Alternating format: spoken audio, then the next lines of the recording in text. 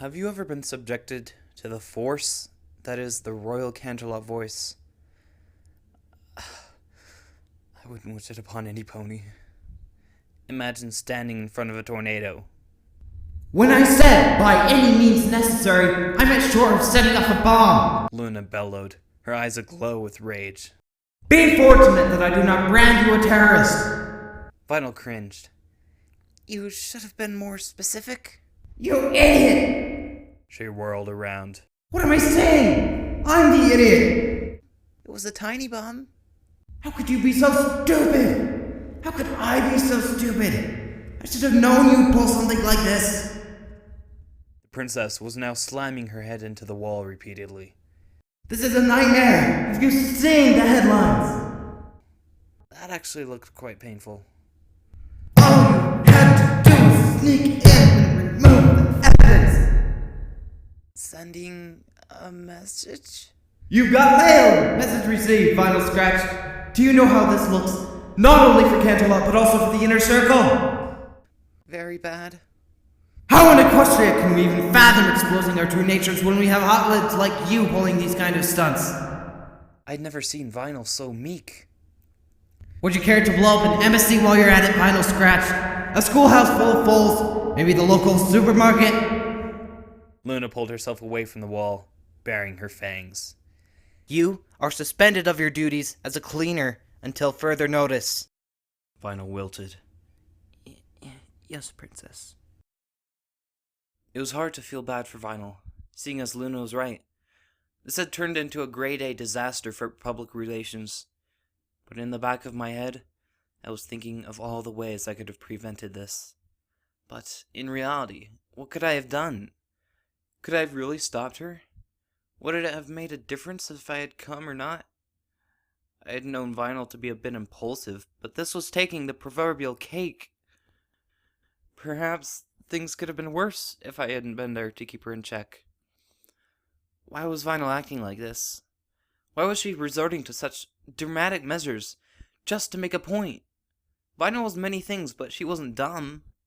She certainly knew how to act. Her attack on Equestria Daily was a calculated move of some sort. It's no wonder we have enemies. After being roughly escorted out of the castle, I wheeled on Vinyl. Why did you do it, Vinyl? I whispered. It's them or us, Octavia. Vinyl growled. I'm done dealing with these jerks. Maybe Princess Luna thinks we can work things out, but you know how things are. No, I don't, I snapped. You've made things worse, not better. We were making breakthroughs. Princess Luna said, You're not stupid. Don't start acting now. Don't tell me you would be so naive as to even think for 1 second that things would change. I would. This is Equestria. Sunshine and rainbows, isn't it? Ponies have a hard time accepting change. We can barely kiss in public. I don't think we could even marry. Us, 2 mares. You think that Equestria is just going to accept us like that? Yes, Princess Celestia. She can explain everything. She'll tell them we won't have to fly. She scowled. Every pony may love Princess Celestia, but that doesn't mean they'll like it. And what then? That shut me up good. What then? Vinyl was lying, straight through her fangs. She was emotionally invested in this. She had something against that silver streak mare, against the silver horseshoes. I just had to find out what. Well, maybe I should just cut things off completely. Perhaps the most jarring thing was how Vinyl could change her attitude with a flip of a switch. 1 second she could be DJ Pony, partying, dancing, and banging her head to the beat of the music. Then she could be a vampire, predatory and monstrous. At the drop of a coin, she could then perhaps be something more terrifying. This was another side that knew no bounds, had no restraint, would risk whatever it took if it meant keeping our dirty little secrets by any means necessary. Ruthless and violent, almost psychotic. Which was why, after another sleepless night, I was perturbed to find Vinyl up bright and early, sashaying around and singing as she... maybe breakfast? Morning, Octi! She flipped off her headphones. The way she said it was too cheerful. Too innocent. It made me shiver. Good morning, Vinyl. It looked like the room had been torn apart. What are you doing? Oh, just spring cleaning. She waved her hoof dismissively. It's November, I deadpanned. Well, better late than never. Princess Luna said no more explosives, so I'm cleaning them out. I jumped. You keep explosives in our kitchen pantry? Just a few. I have grenades stashed all over Canterlot, in case of grenade emergencies. Vinyl explained, as a matter of factly. What is that? I shrieked, pointing at the object stashed inside our closet. It's not a party cannon, if that's what you're asking. I can literally see it. No, you can't! Vinyl jumped in the way, knocking over a few things on the shelf. Is that a stick of dynamite? What dynamite? Did you hear the explosion last night? Rasputin hollered. It was so loud! I could hear it across the city! Awesome! Harpo shook his head. Bruss, that's not funny. Some pony could have gotten hurt. Ah, forget you. No pony got hurt. Life needs a few explosions now and then to spice things up. Kaboom!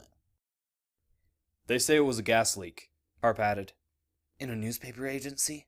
Not likely, Frederick scoffed. What about you, Octavia?